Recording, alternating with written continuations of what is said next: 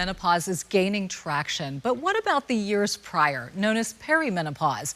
Many women don't even know they're entering it, let alone the symptoms to look out for.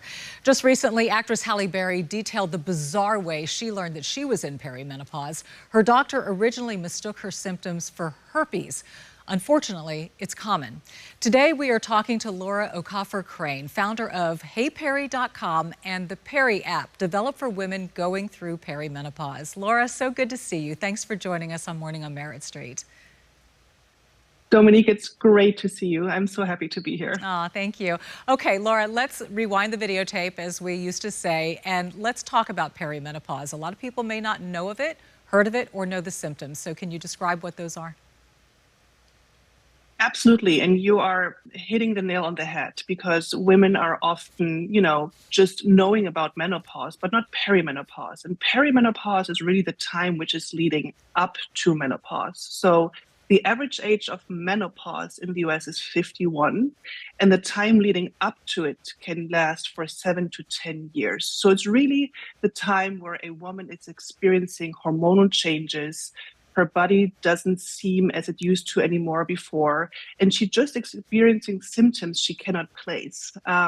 Many women say, I'm only 38, 39, 41, 42. I'm too young to experience menopausal symptoms, which is not true, because if you think that the average age is 51, anything from your late 30s to beginning 40s is very normal to start experiencing the first perimenopausal symptoms. Yes, and Laura, oftentimes, women are misdiagnosed because that initial loss of estrogen can cause sleeplessness, anxiety, mood swings. So many women get diagnosed with depression instead of perimenopause. They're put on antidepressants. So how can a woman in this phase best advocate for herself and have these conversations with her doctor to know that this could in fact be perimenopause?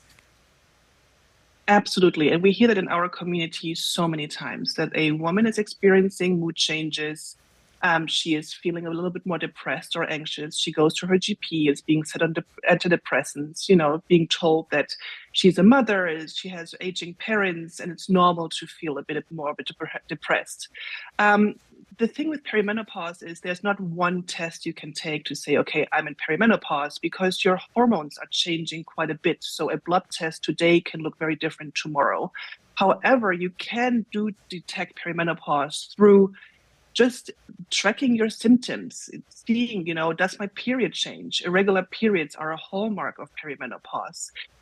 Do I have night sweats? Do I have itchy skin? Does my body odor change? So really taking the time to track symptoms, to just write down what you're experiencing, will help you differentiate in between, is this a depressive phase, or could this be more? Could this be perimenopause? Yes, and Laura, I love how you created this online community. You referred to that just briefly.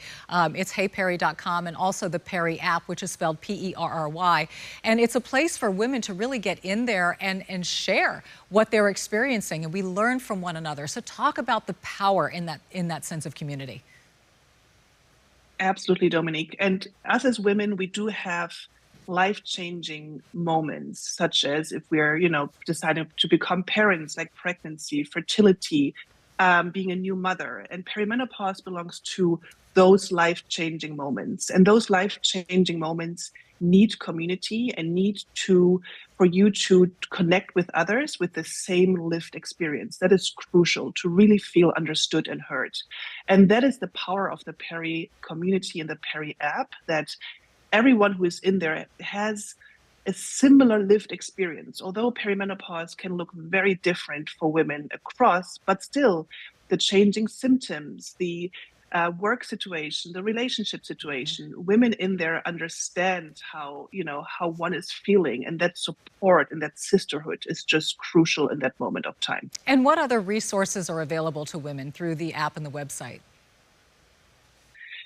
We have a lot of evidence-based content. So we partner with nationwide the biggest experts in the field. It is very, very important, especially during your menopause transition, to listen to science, evidence-based content, and really, educate yourself about your options, treatment options. So we have a library full of articles. We have a podcast, Dominique, you have been on it as well, where women share their experiences and experts go on to really share advice, how to, track symptoms, how to understand your body, and how to prepare yourself for the best conversation with your healthcare provider, which is crucial to really, prepare yourself for your own journey. Yes, Laura, love that you're reaching this group prior to menopause. Education and knowledge is empowerment to live your best life and most healthy life. So thank you for doing what you do. Laura Okafor Crane with Perry.